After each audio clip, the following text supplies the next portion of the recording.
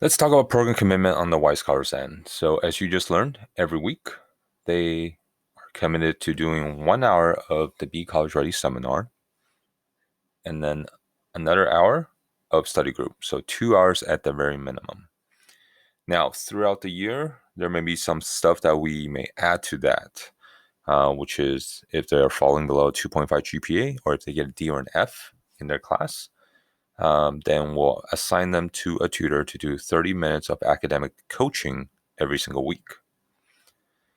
And then on top of that, because we do have assignments either in the seminar or study group, we sometimes offer tutoring for those assignments. And so we'll offer this thing called work hours, which is essentially they come in and there will be a staff, it could be me or any of you, to help them with that specific assignment. So say in the springtime, we offer workout practically almost every day for juniors to work on their personal statements.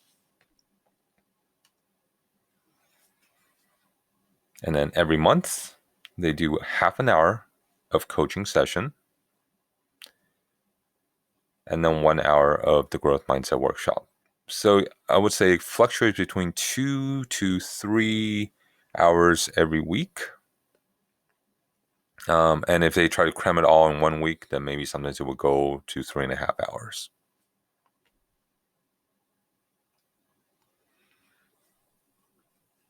And so how do absences work? Now, if you remember when you were a teen, you were probably doing a lot after school, or maybe you're dealing with a lot after school. And so absences can be an issue, especially in communication around those absences. So first, we determine if the absence is verified or unverified. So I want to be very clear. Verified means it was totally out of their control.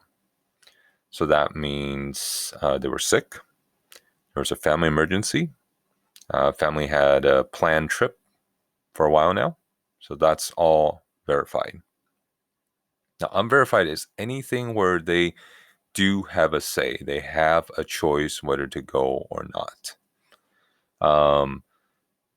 And so if they forgot, they had a choice to make reminders and create ways to get them to come to the session, and they didn't do it, so they forgot. It could be they decided to go to football practice instead of coming here, and that's not verified either because they're choosing to go to practice. Same thing for club meetings, right? Any of these other opportunities where essentially they're just prioritizing those opportunities, right? So, I mean, it could easily be the other way around. They decide to come to Y Scholars instead of going to their leadership meeting, right? Or their Chicano Latino Club meeting, right? So it's really teaching scholars, look, it's about making choices and making a decision on what involvements you want to be part of and what commitment really means. Every time they get verified for the week, that week automatically becomes an incomplete week. And when that happens, all parties are notified.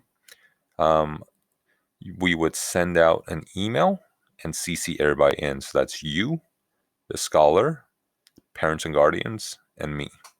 So that way we have something on file just stating that, hey, this white scholar just received an incomplete week.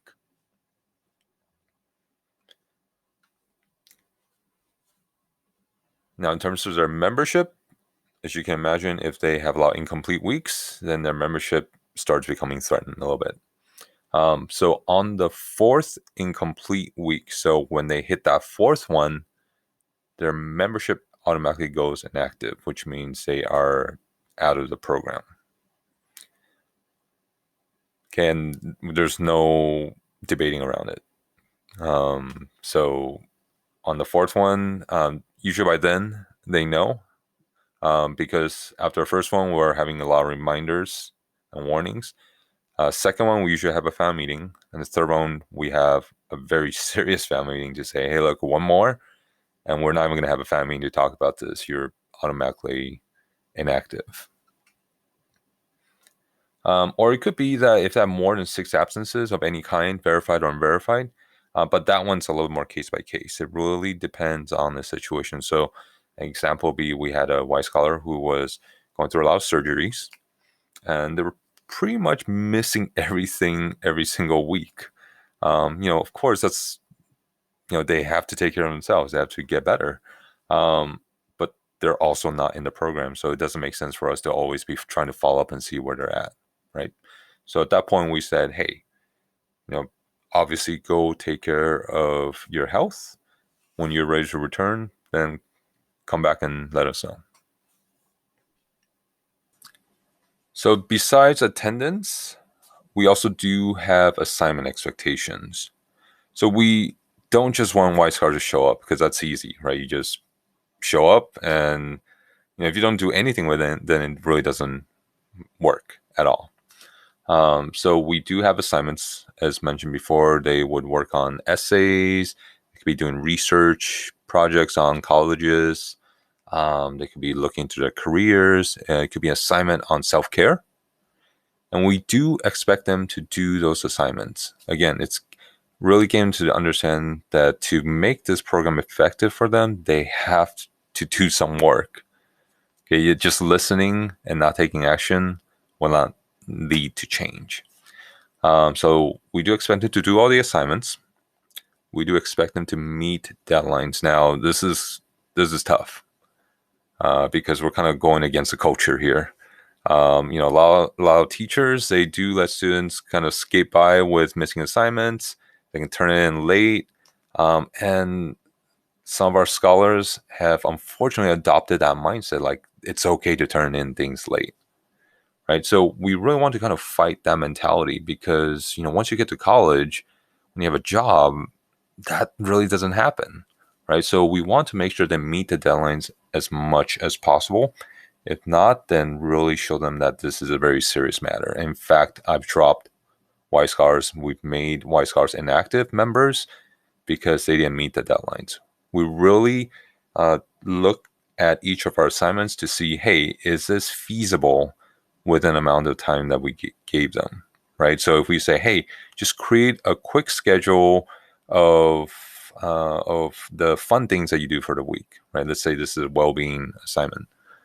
And so that takes 5 minutes. And if they can't do that in a week, then that's an issue, right? And the last thing is we not only want scholars to meet deadlines, we're following through with our self-discipline value, which is do things early, take care of things today, stop waiting for tomorrow. So make the proper amount of time to turn in high quality work. Okay, so just like deadlines, we don't want scholars to just wait till the last minute because they're going to adopt that attitude when it comes to college applications, when it comes to scholarship applications. And so plan early. And if they don't know how, that's where we come into play and work with them on that. And turn in high quality work so they can be, first of all, proud of their work. And two, they have a better shot at pursuing those opportunities that they want. And again, same thing, we have made scholars inactive because they didn't take advantage of any of the support. They wanted to wait till the last week, the last day, to turn in our assignments. So like some of our juniors, we for almost 10 weeks, we taught them how to write personal statements. We gave them all these advice, all these tips, all these tools. I have links for them. We offer tutoring every day. And we still had scholars that waited till the last week to kind of try to cram everything through. And they just kind of send it to me and say, oh, I'm done. And of course, that was turned in the last day. And so at that point, I skimmed through it. It's very obvious that they didn't put much thought or effort into it. And I say, look, this, of all the things that we've offered, you didn't take advantage of them. And so you're not ready to be in the program, right? And so they were inactive.